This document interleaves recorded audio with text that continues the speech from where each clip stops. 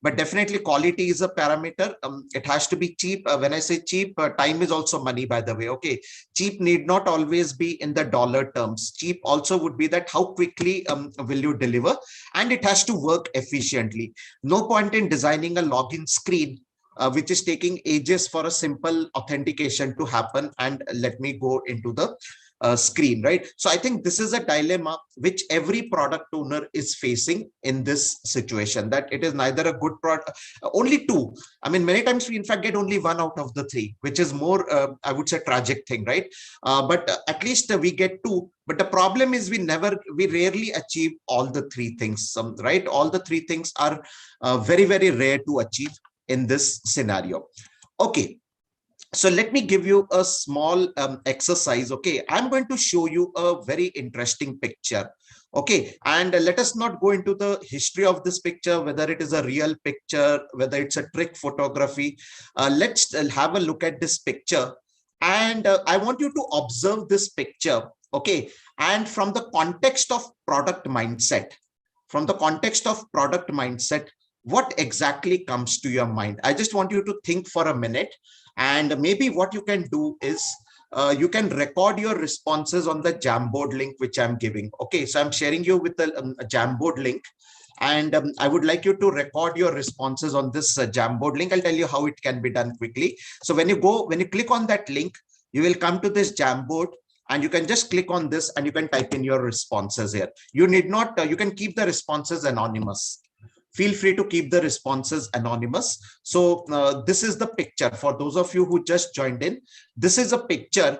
In one phrase or one sentence, just try to write down what you think or what comes to your mind when you look at this picture. This is a very famous picture. It has got a historical significance. I'm pretty sure many of you know the history behind this picture. But again, as I said, we are not going into the history of this picture, but from a product mindset perspective, what is a storyline you would like to build? I mean, I always trigger my product owners to gamify and write stories. So what, according to you, is the story which is coming out of this? Yeah, I mean, if you are having any challenge, as I said, just click on this left-hand side. There is a sticky note option. Click on this and you can write your response. Let us see what response we are getting here. Anyone having an issue in Jamboard, please let me know in accessing the Jamboard. You don't have to use a pen. Just use the sticky note. That will be easier. I see a lot of people using pen. Pen might be difficult. Left-hand tool palette, the one below the arrow sign, there is a sticky note option. That will be easier.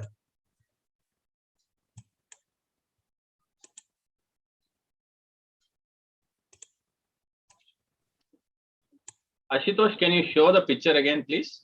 Yeah, sure. This is the picture. This is the picture. Yeah.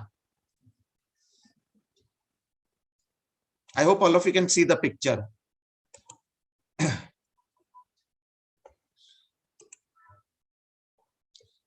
A lot of interesting thing, enjoying the process, pride for delivering business value, customer empathy. That is what most of you are writing there. Great to see that. Face-to-face discussion. Okay, so they're conducting a sprint daily scrum there. Okay, interesting. Yeah, a lot of interesting things coming out there. Probably, yeah, someone is saying that they're conducting a daily scrum meeting there. Humility and adaptability. Okay, great to see that. Okay, so those of you who have just joined in, you can look at this picture which is on the screen, and there's a link which I have shared earlier. You can just go on that link and write it on the chat using the sticky note. What is that one phrase or sentence from a product management mindset? What is coming out here?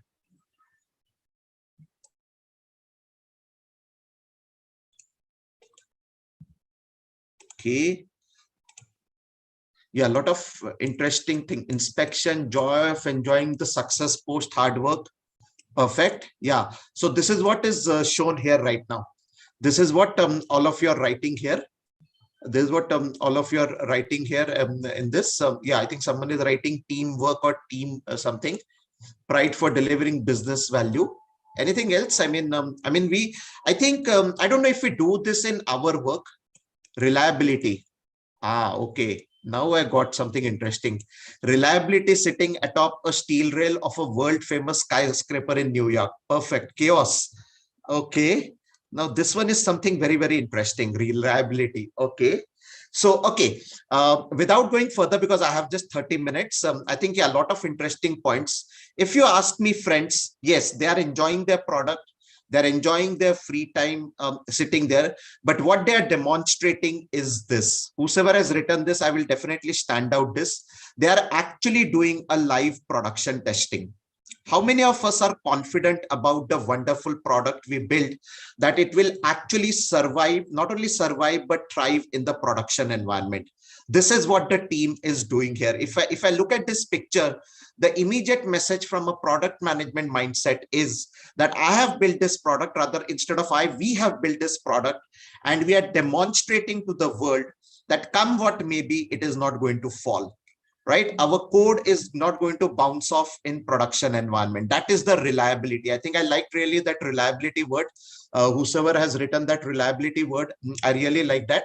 Yeah, this is the message. This is the very, very vital message which is being given here through this picture, right? Reliability, confidence that yes, we have built a world-class product, and yes, no one can challenge the product, right? Whether it will work or not. This is the live demonstration in a real production environment. Again, as I said, this is where we as coaches have to coach our product owners. Can we say, and our team, right? Of course, the team also has to be confident enough to demonstrate in front of the product owner.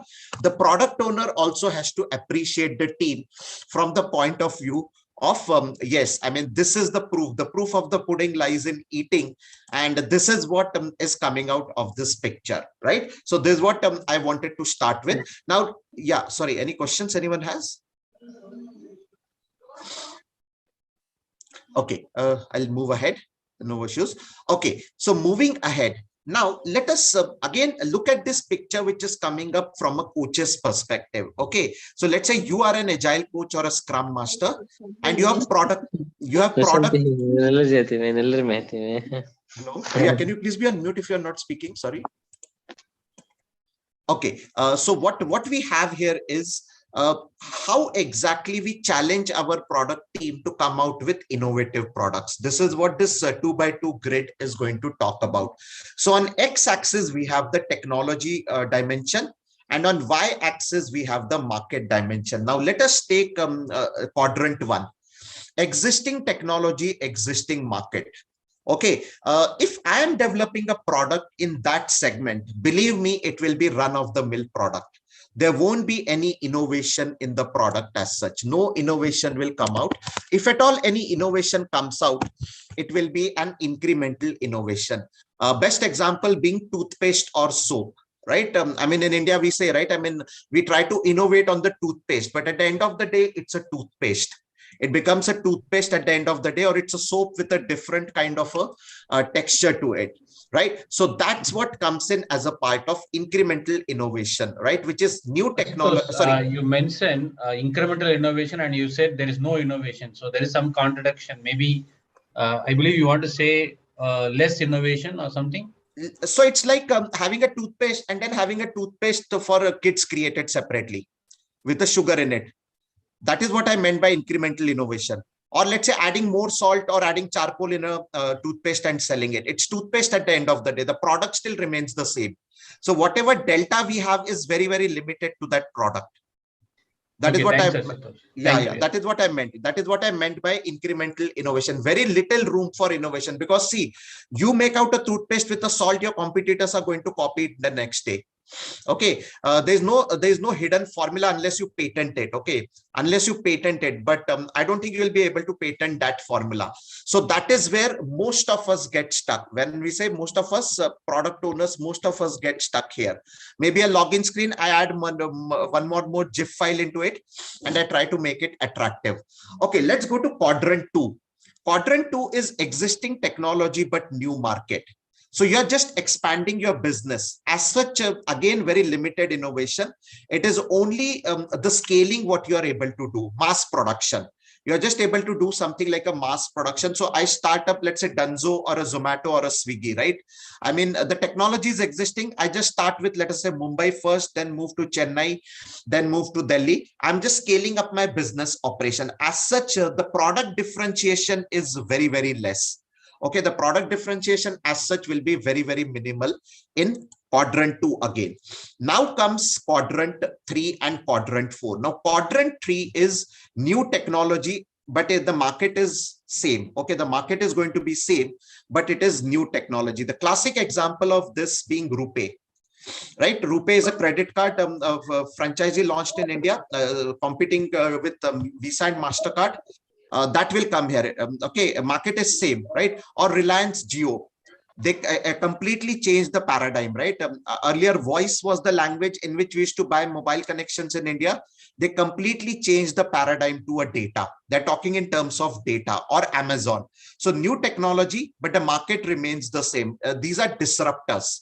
These are disruptive innovations which are there. Okay, again, that is where the innovation starts. When we move on the technology side, you're leveraging technology as a strong footprint to drive innovation. Now, the fourth one is really very, very interesting. New technology, and there's a slight change there. It could be existing market or a new market also. Okay, any example of this? Because this is a radical innovation. Something, can you identify a product there? There might not be a product in the world there today. That's a radical innovation, new technology, new market. Any idea? Electric vehicles? Electric vehicles is disruptive innovation. New technology, existing market. Cars were already there, right? We all were buying cars. NFT? NFT? NFT, okay. Yeah. Blockchain. Okay.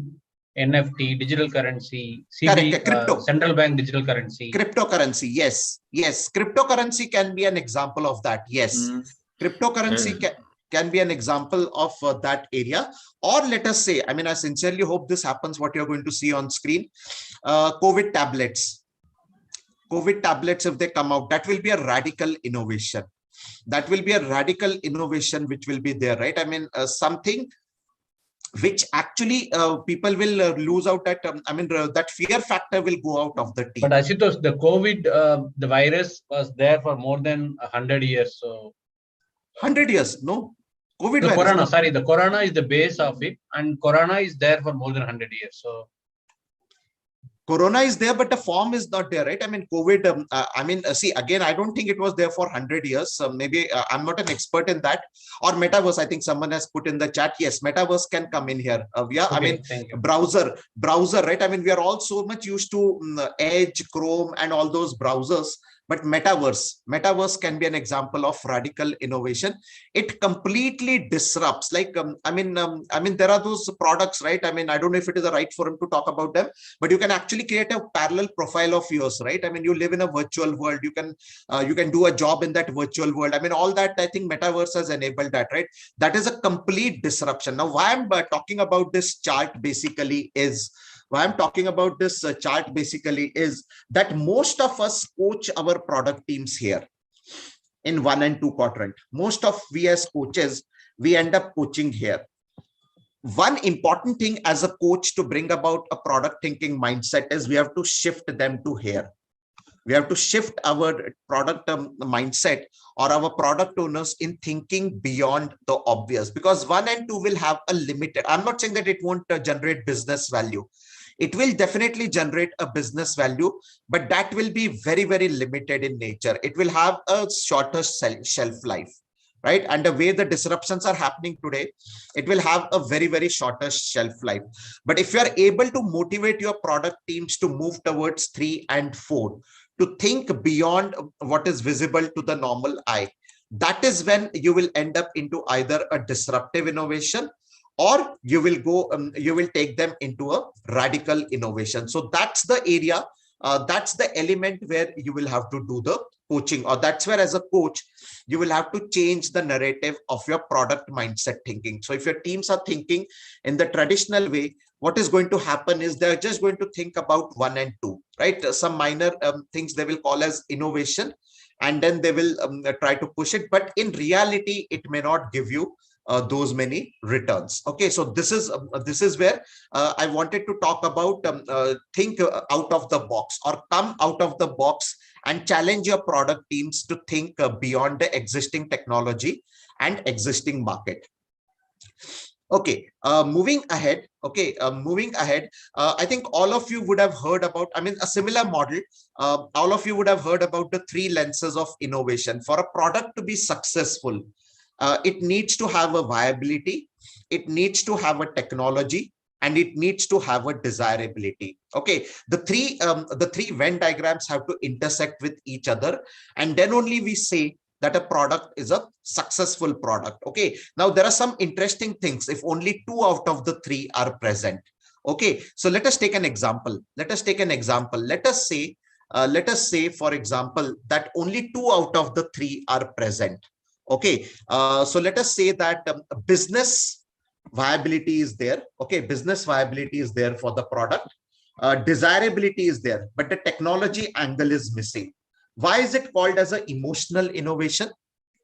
Any idea? I mean, the circle says that if the third circle, technology circle, is skipped out, it is just an emotional innovation. Any idea? What is that emotional innovation all about? Basically, the idea is available, but it is not practically available. Is that correct? Yeah, technology is not there. Yes, technology is not there. Business viability is there. People want it. Any example?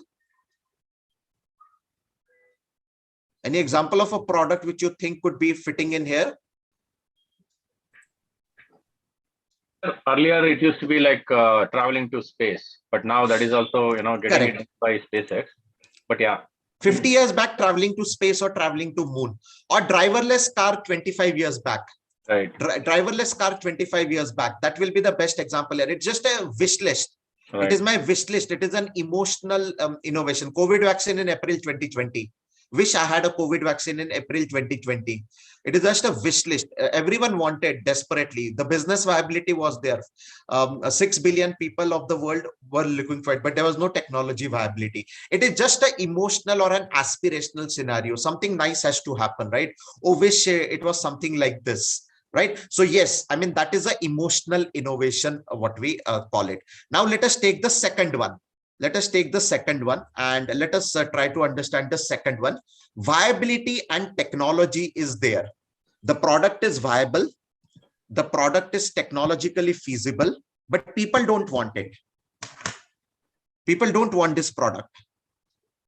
Any example you can think of? Google Class, like when Google Class was launched, it was viable, but people didn't use it, right?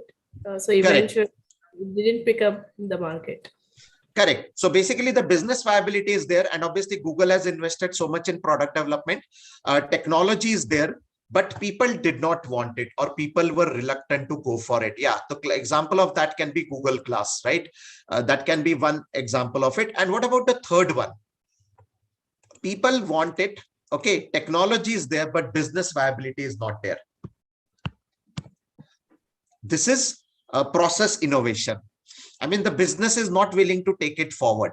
People want it, technology is there, but people do not want to take it. Any example of that? Products for which there is no ROI is foreseen, right? So that's why business doesn't want to invest. Correct. Product for which there is no ROI. Absolutely right. Okay. Product for which there is absolutely no return on investment. There is no strong business case. It is just a process innovation, what you will have. So that comes in what we call as the process innovation, which we have, right? So that is a process innovation which we have. Now, obviously, the sweet spot is where all the three pieces intersect with each other. Okay, so before I go ahead, I will just like to hand over to Vijay. I think he has some announcement to make. Yeah, Vijay, would you like to make an announcement? I don't know if Vijay was there. Vijay, are you there? Yes. Yeah. Yes, I'm around. Yeah. So I'll just unshare my screen. Maybe you can take it from here. Sure. Hello, team. I know you are enjoying this session thoroughly, very detailed, and I also forgot to mention about Harsha. So I'm sorry about that, Harsha. I mean, Harsha is based in Canada, but we work together. She is an Indian and worked in Siemens as an industry, so she's a lot of technical as well as the techno-functional and agile experience. So she would also take and the next edition of this particular session. So before we go ahead into that session, just wanted to know from people, if you can put it in chat, how many of you are really facing a difficulty that you know Agile, you know Scrum, but you do not know project management. You know project management, but you do not know Scrum. And when you go apply for job interviews, or when you go inside the organization itself, or for your promotion, when you go that I know Scrum, I can do Scrum, I can help people on agility, but your manager asks you, no, but you do not know project management.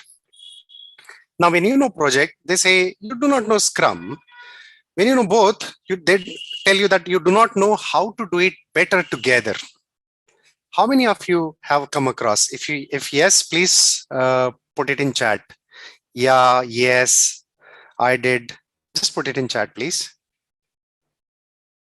If you have access to, you can also speak out if you want to. Anyone of you? Harsha, did you get an experience like this? Yes, absolutely. Okay, so in Canada also there is an experience like this. Okay, I have some people in chatting. Okay, there are people, yeah, putting in chat. Yeah. So when I'm recruiting for various companies, we are recruiting, AgileWaters is a recruitment partner for various companies.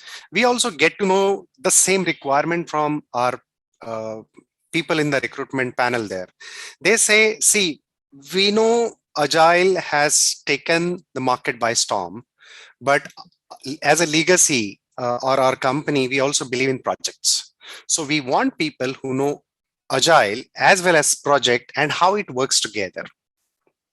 And you know that, I mean, frameworks and processes, there are today, but it might not be available tomorrow. There might be some replacement.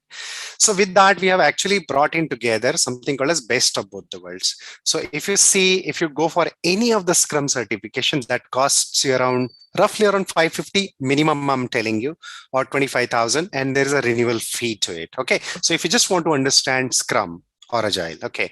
Now, if you want to go for project management, there are people in this room definitely must have done project management. I know how difficult it is. I would like to ask Ashutosh how difficult it is, or Manju. I mean, you have done PMP? PMP Yeah. certification, right? I mean, yeah, one of the, I think, most difficult exams. Yeah, I mean, I've seen students failing also, and there's a pressure, as you have rightly written, right? And yeah, the cost is huge. I mean, you are always in that pressure that my credit card bill, I have to pay that. And if I don't clear, what will happen? I agree with you. And then there's a renewal fee, as you have rightly said. Yes. Yeah, and there's a lot of failure pressure as well. Correct. So as a solution to it, and I know also PMP, how it actually works, and the pressure, the amount of effort that it needs to take, and on top of it, again, renewal cost kind of, so every 3 years, there is a renewal cost to it. So we have brought in something which is best of both the worlds. So which will teach you or make an experiential effort towards the Agile and Scrum, as well as the project management, and how does it really gel well together. And this certification or knowledge is also, valid for lifetime. You don't have to put anything on recertification. Okay. And this certification is called as Agile Project and Delivery Management. It's a classroom and online session. It's by IC Agile. If you find here, Ashutosh is speaking to you. He is one of the instructor and collaborator here. Hiren in this room is there. Javi from Macau. He can also speak in Chinese and Chinese languages, so he can also be of help. And Harsha from Canada. So they are the real good instructors. We have worked it together, I mean, put in our hearts out and efforts, sweat out, so that you can get the best benefit out of it. So I would wonder if you would like to, know more about it. Please get in touch with us, and we would like to help you about this. Apart from that, we also have a Scrum Master interview skills session, which we have done earlier, and which is really helping a lot of people across the world, wherein we help you about, how to build your portfolio for recruitment. Many of the agile people or Scrum people, they know knowledge of agility, but they do not know how to present it in all the aspects. And this is where we actually teach you, help you. We also do the simulation. We also take your interview and then give you feedback as a third party. How does it look like? Where do you improve from? So there are a lot of people in US and Europe. They are actually referring other people and they are coming to us. So we thought, let's go to Indians, and let's do a combined exercise. That's really working well. And we are also opening up a Scrum Master mentoring program. It's a 7-week program. If at all you are interested, you have the numbers on your screen right here. I'll also put it in chat. Yeah. So please reach to us, and we would like to help you in all these aspects. So thank you so much. And thank you, Ashutosh, for giving me a break. Over to you. Thanks. Thanks, Vijay. Yeah, I think, this agile product management is a new offering, and I'm sure as I read in the chat, right? It's a blend. The best of both the worlds, as Vijay mentioned, right? So that's what Vijay was talking about. Yeah, coming back to where we were. Yeah, so this IDEO's 3 lenses of innovation is another interesting tool which I was talking about, where many times we get into that trap that the 3 circles or the 3 edges of the triangle are not really connected with each other. Okay, so that is what we have it as a part of this cycle: business angle, the people angle, and the technology angle. So that's another coaching opportunity. That's I would say that could be another coaching opportunity which could be there for our teams, right? So yeah, what I have tried to do here is, and again, see, whenever we use any of these models, right, I think teaching these models is very easy, right? There's no rocket science in these models, right? Whether it was this model which I talked about, which has got the 4 quadrants, or which we talk about the IDEO's 3 lenses of innovation. Model learning is easy. What I have experienced is that as coaches, we will have to contextualize it. We'll have to get into a working session with our teams, and we have to actually threadbare the current product features. Where is each feature falling into? As a whole, how is the product moving ahead? Right? So all that will come in as a part of this contextualizing of this model. So what is important is how do we contextualize this model? Now, normally what we do is when we go for any session, right? We also actually ask them to actually figure out for each of the combinations. Right? There can be 8 combinations. If you go by this IDEO's 3 lenses of innovation, there can be 8 possibilities which can be there: 2 yeses and 1 no, or 3 yeses or all 3 no's. And this is one of the exercises which I do in my coaching with the product owners, that, okay, identify which product could fall into all the 3 areas, right? So that is what I normally do as a part of this. Okay, so yeah, I know I had only half an hour for covering, but there are more other techniques like this. Just wanted to show you something interesting. What is this? Can anyone tell me? 2 cards into 1. Okay, on the left-hand side, you have a debit card, and on the right-hand side, you have a credit card. Okay, so you don't have to carry 2 cards with you. And this is an Indian example, as you can see. Right, this is a bank from India which is utilizing the credit card, which you can see here, right? So that's again a very innovative idea, right? One joke I got in one of the events was that left hand side is what the husband would be using, right hand side is what the wife would be using, right? That is what joke I got, because the wife is always right. Okay, yeah, anyways, jokes apart, that is one product which we have. And let me show you some interesting products which are available, okay, on Amazon. This is available on Amazon India. Okay, this is a self-stirrer mug. Okay, let me try to open it. Let me try to open this product for you. Any idea what is the use of this mug? What is the use of this mug? Can anyone tell me? It's a self-stirrer mug. Like you don't have to use a spoon to stir? You don't have to use a spoon to stir, okay? So basically you're saving on the spoon, and especially in offices, right? Pre-COVID days. You have to take that stirrer, so you're saving on that. Yeah, that is one. A portable steamer. I don't know if we will need that now in COVID-19. This is okay. By the way, I'm not a brand ambassador for these products. Okay, I just came across some very interesting products. This is a portable steamer. So if you want to go for a meeting, just before the meeting, you can roll the steamer on the shirt and it gets ironed. That is another product. And the third one is an innovative kitchen tool to protect your hand. So you just put it on the fruits or on the meat, and you can just put the knife through it like this. Like, I mean, if you want to slice tomatoes, you don't risk, and first of all of them would be, all the slices would be on the equal dimension, and the risk of cutting hand will be very, very minimal. So what I'm trying to tell here is that innovation, the sky is the limit, right? And I've just talked about two tools. One is this grid matrix, which is there. And the second one, of course, is related to the IDEO's 3 lenses of innovation. There are more tools, but yes, I mean, I just have half an hour. I have to also respect the time of my co-speaker here. But feel free to reach to me or Vijay for any further discussion. I'll be more than happy to connect with you and answer any of your questions which are there. So on that note, I will sign off from this session. Just a moment. Harsha is also saying that if it's taking more time and people want to know more about it, Harsha is saying that she's ready to give up her session for this time, and next time she would do it. All for you guys to decide.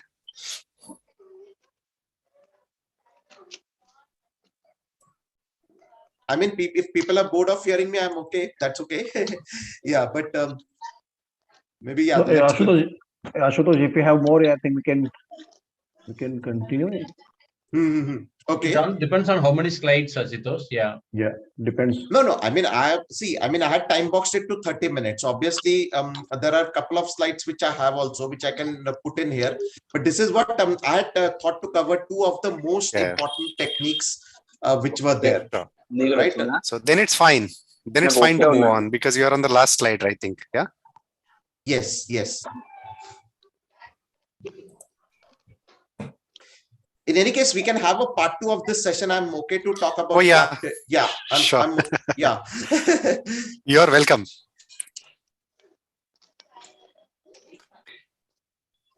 Okay.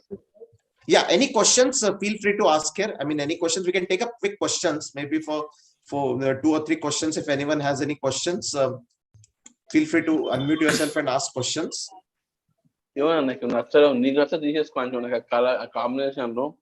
Maybe. Yes. So maybe Harsha, you can share your screen in the meantime. Sure. Ashutosh, could you please share the sharing rights to me? So Ashutosh, it was really, really wonderful because I do also do product ownership and its sessions, but your ideas were really, really kind of, eye-opener for me. So I liked it. Thank you so much. We'll get in touch. Thanks, Vijay. Yeah, thanks. Yeah, Harsha, I think you can share. You can see the screen, right? You can share the screen, right? Are you able to see my screen? Yes.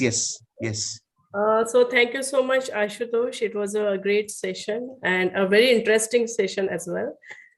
So good morning, good evening, everyone. This is Harsha. I work as a Scrum Master in a TD Bank, and I have more than 15 years of industrial experience in IT. Worked in Siemens, Tech Mahindra, Scotia Bank, as well as TD Bank, where I'm currently working. So what we are going to cover today is a very vast topic. So I would say that this will be more of an intro than covering a topic in detail, looking at the time span. So adaptive planning. So there is a common myth, and I have heard it many a times, and I'm sure you might have also heard it, that the Scrum and Agile practices require no planning. And here we are going to burst that myth that Agile actually do more planning, but at the multiple level. So we'll see exactly how we do it. So we will define first, like, what is the adaptive planning? There are times when, the planning which we do beforehand might fail.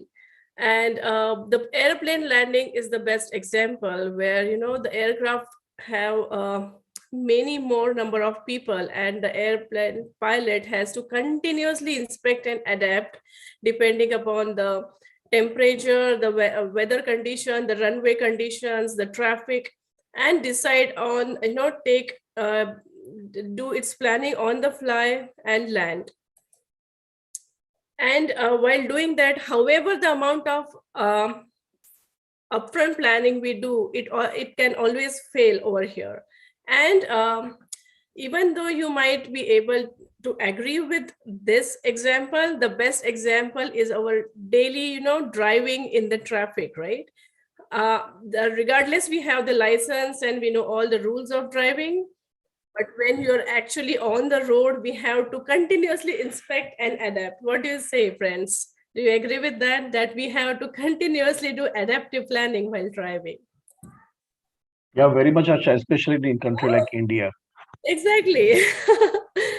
So it's the traditional planning, which is linear planning. Does it means that the linear planning never works? That is not true. We will see, like, in what conditions even the linear planning also work. But the adaptive planning, why we're learning it? Because it needs a different kind of mindset. Planning everything beforehand is a very natural way of doing a planning. But how the adaptive planning is done is something we are going to see today. Before that, just take a quick glance at what the predictive planning is, which is also called as a waterfall way of planning. So when the processes are like very well defined, when the scope is very well defined, and there is no much chance of innovation at that time, there is not much need of investing into adaptive planning. When everything is very repetitive, the predictive planning works very well over there. So, but especially, in our VUCA world, where everything is like so volatile, uncertain, and ambiguous, the predictive planning gives us a false sense of security. Like, okay, we have planned everything, we have investigated, we have spent time, so it gives us a sense of security. But everyone must have seen that, that sense of security is many a times a false sense of security. And the product, especially the innovative products, they rarely planned, they really gets developed as per the way they are planned. So adaptive planning. So what is adaptive planning? Adaptive planning is something which is like true to its roots of empiricism, which is inspect and adapt. We develop something, we inspect, and after that inspection, we adapt and plan further. A best example is that, many years ago, maybe like more than 10, 12 years ago, when I went to US, I had loved the concept of donuts. At that time in Pune, we were not getting donuts. And I wish that we would have a bakery who would sell the donuts. But imagine a bakery trying to launch the donuts in the market where no one even know about the donuts, and starting with a full-fledged variety, how difficult it would be, because the baker would not even know if the people are going to buy it, especially with the wide variety of Indian snacks and sweet already available in the market.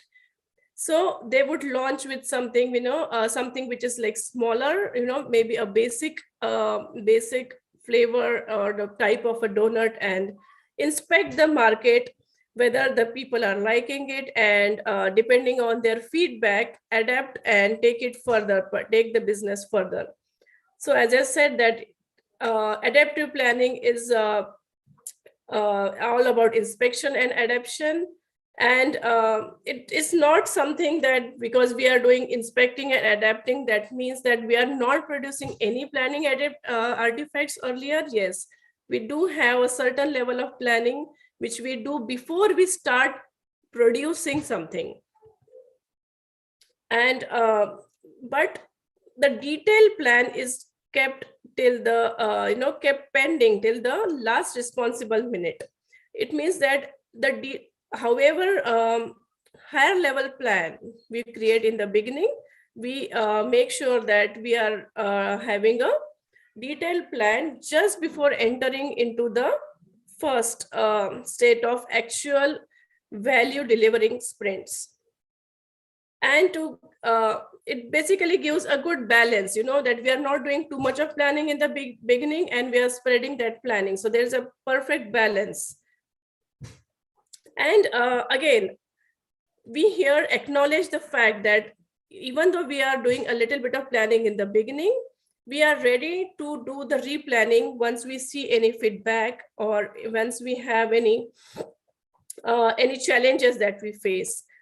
To give you an example is that the people who like to do trekking or enjoy the woods, the forest, can understand this. If we have the map, right? If we have the map of a terrain, and when we actually reach on that spot, and if the map and the terrain do not agree with each other, we obviously follow the terrain, right? Especially Raj, I think you can totally relate to it. You do a lot of hiking.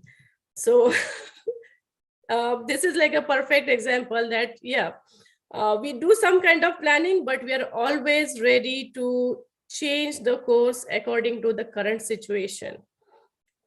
So what are the differences between the predictive planning and the adaptive planning?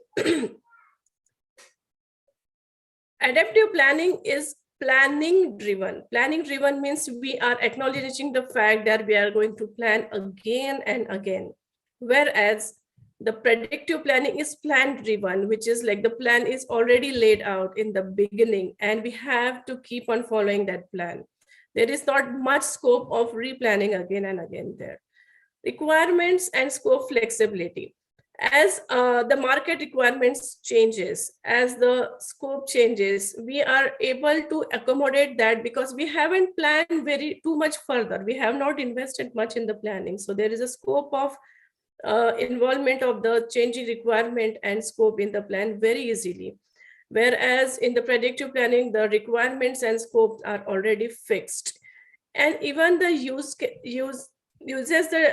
predictive planning uses the discovery over the analysis. Like however we discover the product, however we discover the facts about the product, but the discovery which happens eventually when we start the development, that can be very well be used and adopted in the adaptive planning, which is not true. The discovery, the analysis in a predictive planning, we do a lot of analysis and there is not much room to accommodate the discovery which happens on the fly.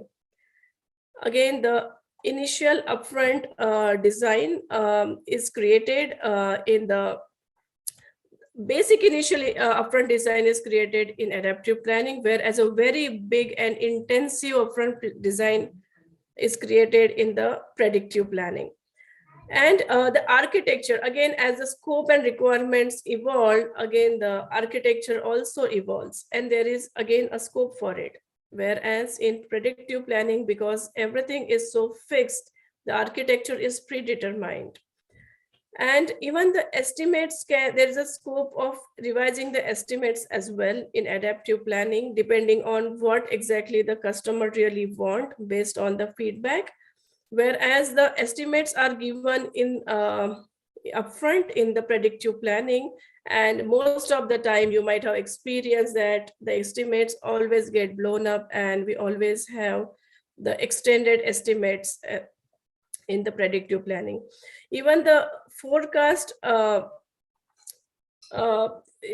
we have delivered, based on that we can forecast what work we are going to deliver going forward. Whereas the forecasting is based on, in predictive planning, the forecasting is based on the upfront estimates, and there is a very high chance of the forecasting going wrong, and this is something which has been experienced again and again.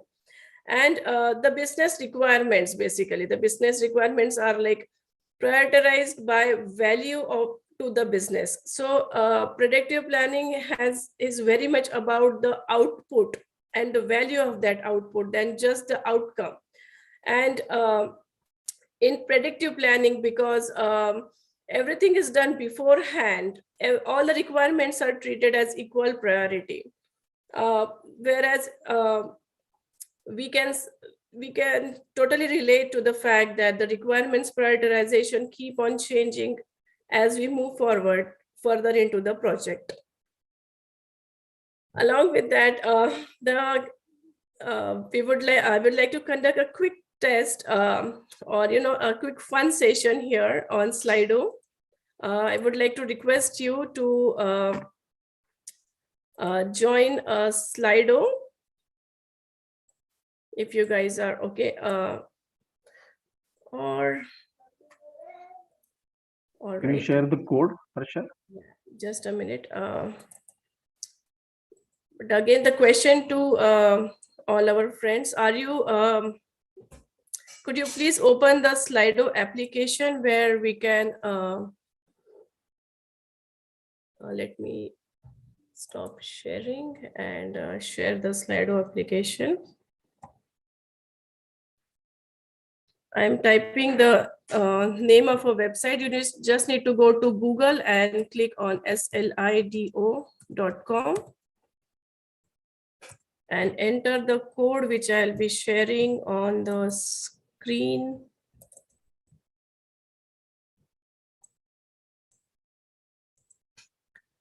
Here we go. Just a minute.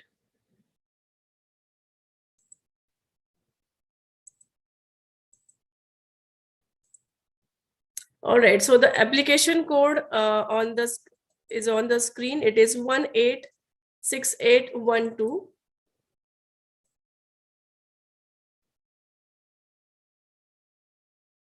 Question, are you able to open the Slido and find this?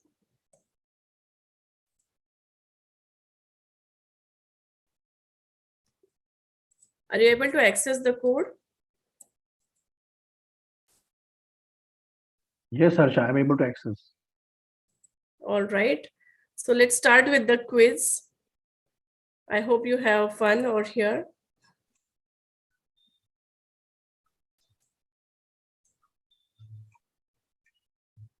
Let's start with the first question. What is the basis of adaptive planning?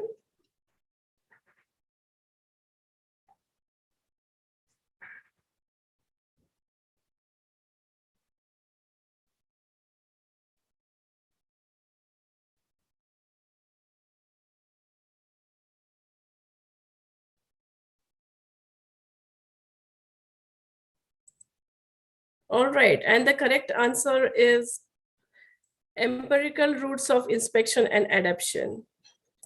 So we do not produce an detailed upfront planning. We produce a very bare minimum upfront planning, a very initial upfront planning in the adaptive planning. Let's move on to the next question, which is again very easy.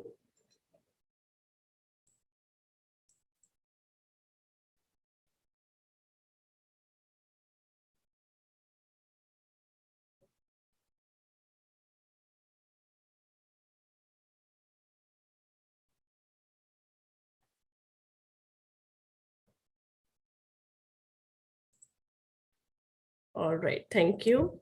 We will not take all the questions in the quiz for the reason that we're running out of time here. So I will stop sharing the quiz and we can move on to our presentation.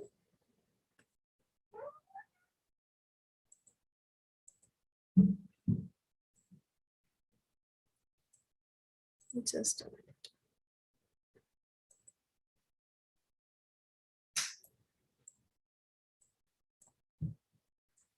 Here.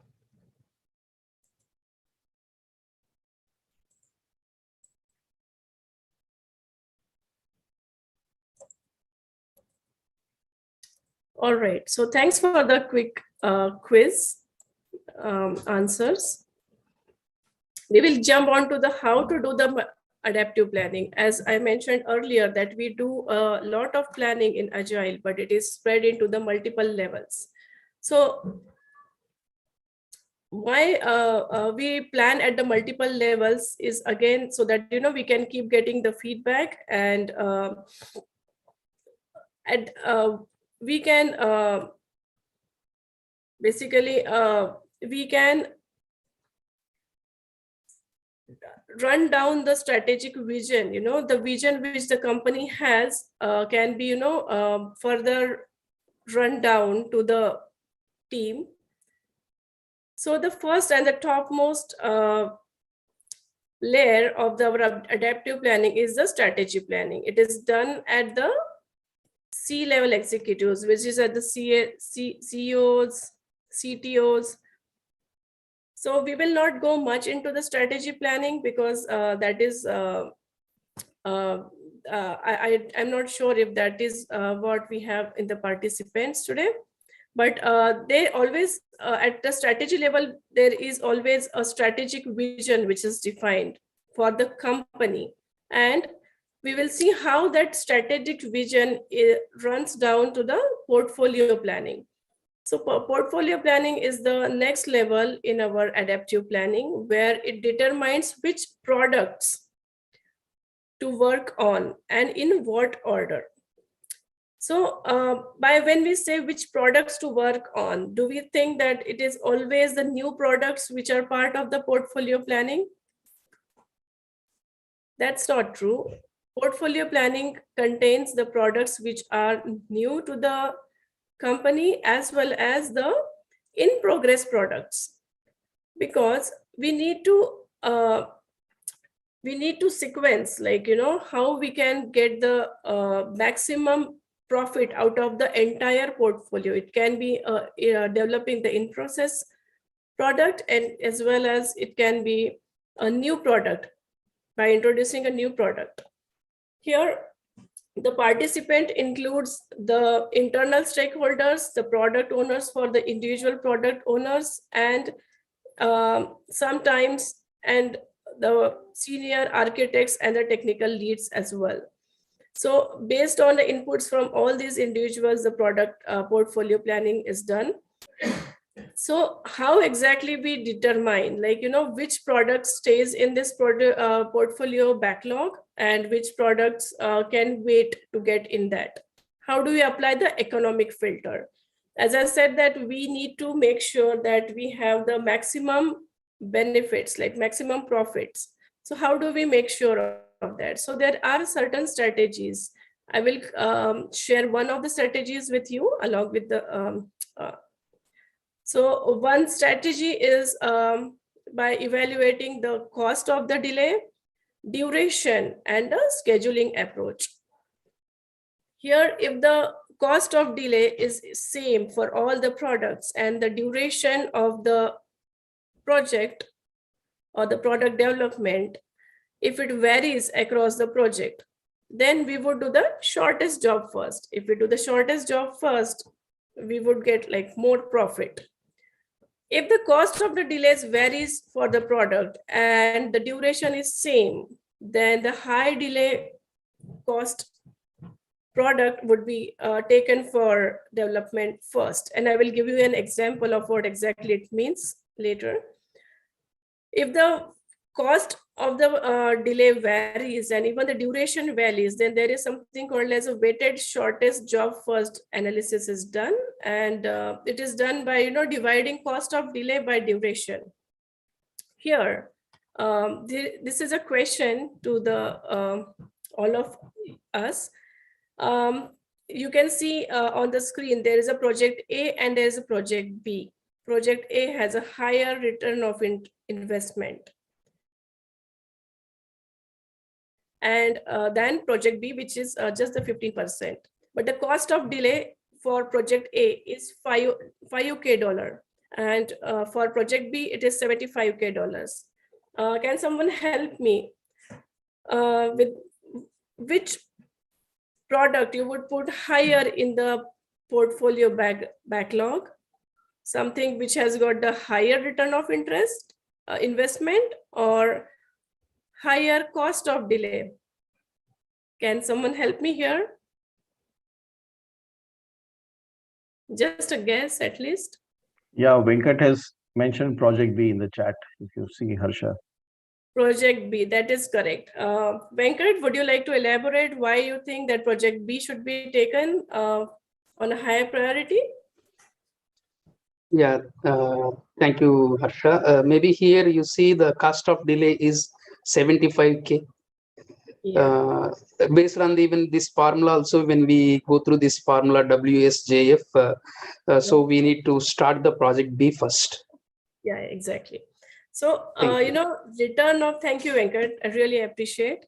Return of interest rate is something, something which attracts the participants very easily. But, the cost of delay is also very important player in the game. So this was just one of the techniques which was shared regarding the portfolio planning to make sure that we have the overall profitable portfolio, not just a single product which is going to bring us profit. So once we decided like which products will be up for development, then how do we do the product planning? So now we have the product vision, which comes, which runs down from the strategic level. It is also selected at portfolio level. What do we do next is that we envision, right? So we have this plan, but someone needs to illustrate that plan, expand it, break it down into multiple releases, like how exactly that plan, which is that vision which we have, is going to broken down into the actual work which the teams can work on. So the product manager typically owns this layer, and it has a high level of backlog in the product planning stage. It's mostly the epic level backlog is present at this stage, and the product roadmap or the release roadmap is built at this stage. Product roadmap gives us an idea, like how often are we going to release, what will be the schedule for those release. So product planning is again the higher level planning which is done. It is not very much in the detail, which is followed by the release planning. As you can see that product planning mostly is about how often are we going to release. When we say how often, it means what it will contain.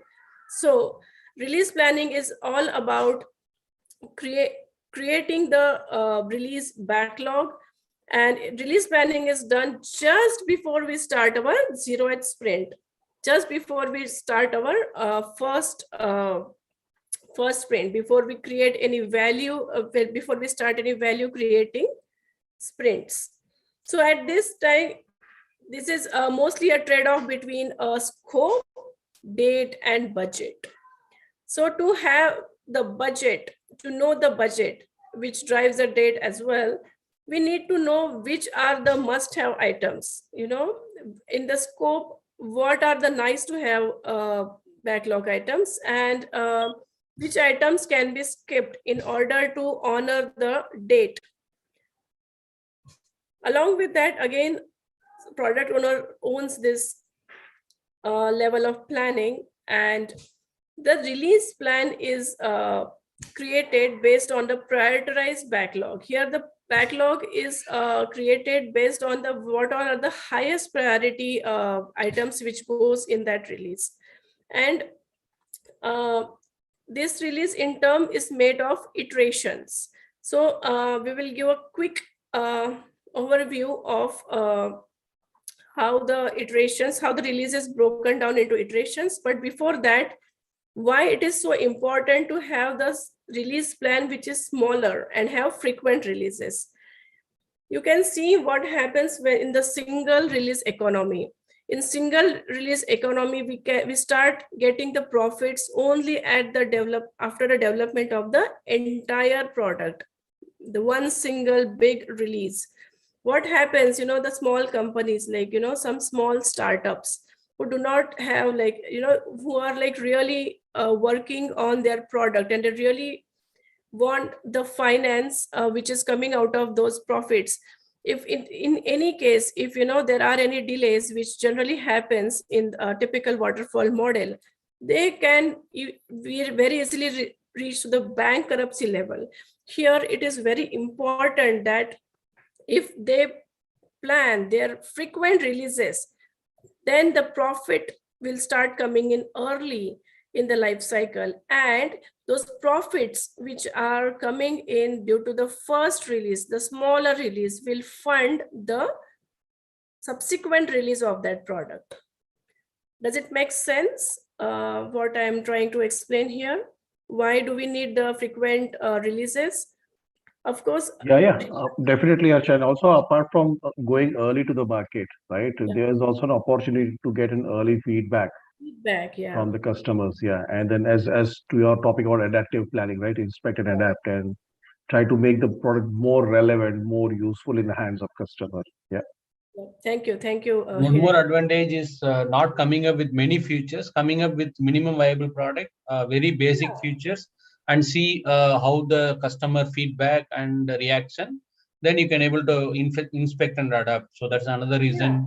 It's just like the donut baker can understand what variety of donuts users are the people are liking, and can make changes accordingly.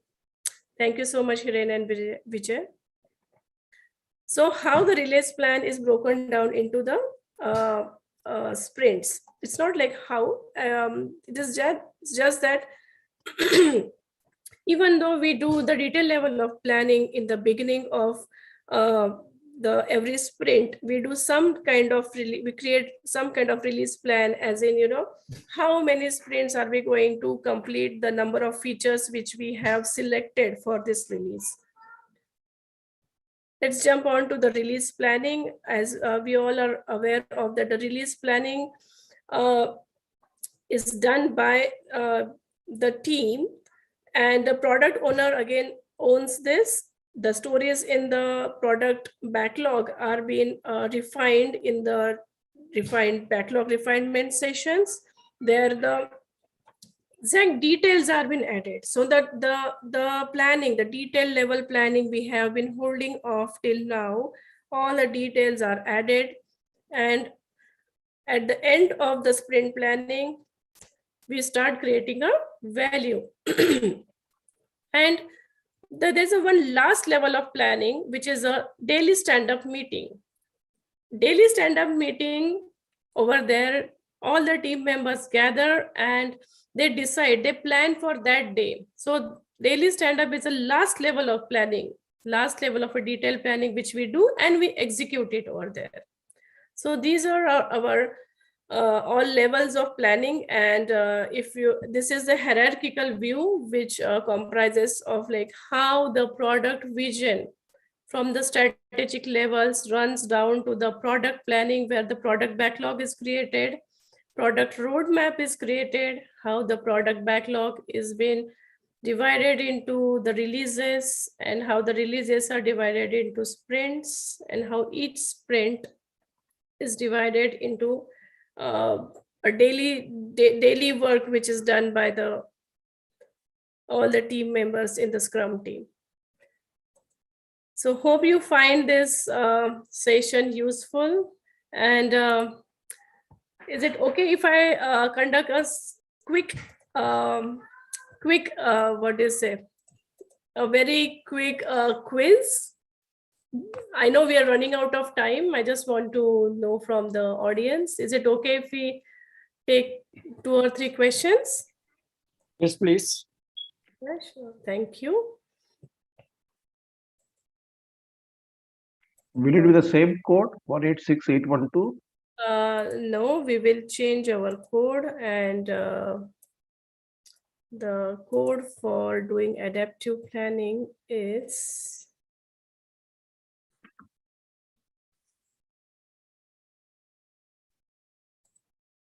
now the code is on the screen, and it is 186818.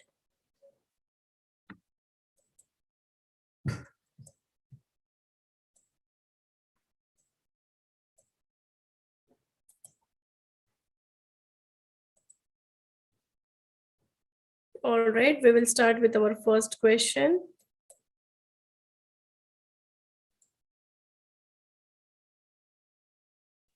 What is the highest level of adaptive planning?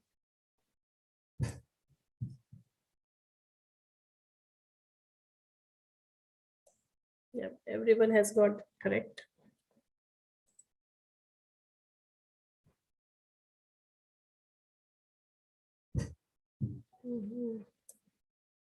Some people have got it as a release planning as well, but strategy planning which happens at the C-level executives, it happens at a company level. So that is the highest level of planning where somebody comes up with the vision, right? Like Elon Musk came up with the vision of having electric cars. So that is the highest level of planning. And then it is preceded by portfolio, product, and then the release planning comes in the picture. All right, this is a very interesting question. What are the inputs for the portfolio planning? The correct answer is already been shown. What are the inputs of portfolio planning?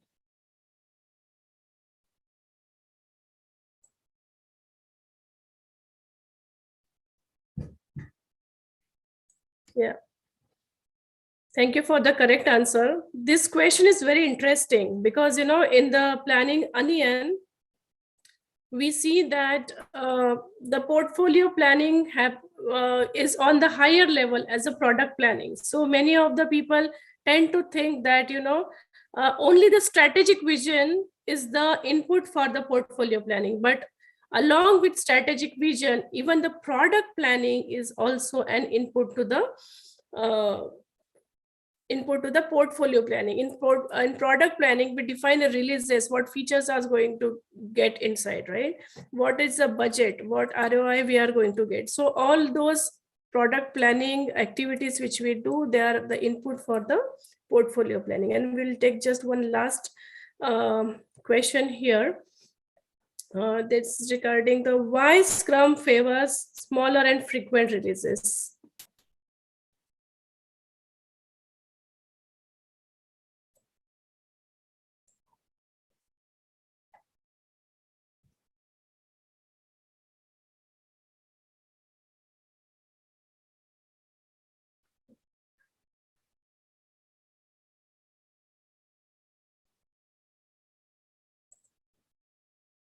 All right, and the correct answer is all of the above. We get the faster feedback, it improves the return of investment, and because of the smaller releases can become so small,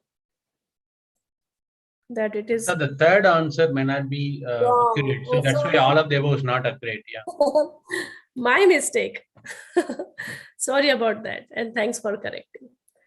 All right, so thanks everyone for conducting the short quiz, and this was a very high level introduction to the planning, which we have gone through, and I hope you liked it. Do you have any questions which I can answer before we end this session?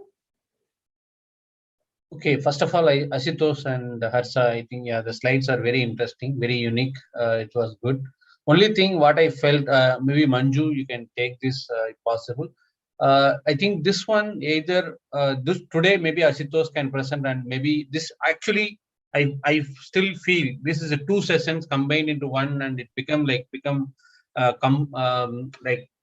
the first session took 40 minutes and the remaining 20 minutes Harsha need to manage. So basically, we are losing some of the content. So maybe even last week also, if you take, we call it as metric, but initially COVID took 40 minutes and then Kiran got only 20 minutes. So, but actually, even the 2 subjects are not there in the main topic, meaning the session was said like it's metric, but actually the metric started after 40th minute. So maybe this kind of things can be a little bit some optimization we can do. Yeah, it's very interesting. Please take this suggestion. No, we really appreciate you, Vijay, and this is very wonderful feedback, I would say. Yes, we have taken note of that, and we at AgileWaters, Vijay, Manju, ourselves will definitely incorporate it. And for some of us, this is like getting introduced to the community and building up, as you know, in truly as an agilist, getting better at bringing the relevant topics and getting the appropriate feedback, applying that feedback, and then trying to make the next session better, right? And Yes, thanks, Kiran. Vijay, for that. I really Today's appreciate one, for if you look joining. at Asito's one, content-wise, I think we've seen 70%, maybe we lost 30%. Harsha-wise, I think 50%, and she will need to rest. So maybe even if it takes 50 minutes also, it's okay, rather than trying to squeeze 2 sessions into 1 hour, 20 minutes. We are missing some content. So yeah, we can have some time for questions. We can have some, whatever Harsha prepared. Yeah. No, definitely, Vijay. We're again, sincerely from the heart, yeah. Thanks, and I appreciate your valuable feedback. We have definitely taken note of it, and we are definitely going to act upon it. Yeah, thanks, and thanks, appreciate Kiran. I think Karupaya want to say something. Yes, Karupaya. Yes, Vijay, really very good feedback, very good observation. I much appreciate and I second you what you said. And these two contents today is very interesting topic. Adaptive planning, it's a vast subject. You cannot compare 30 minutes, 20 minutes. And yet to no product mindset, the concept, the topic itself is a very vast. Cannot be. And that is the core of Agile. Yes, altogether, we can say adaptive. That is the core of Agile. We cannot conclude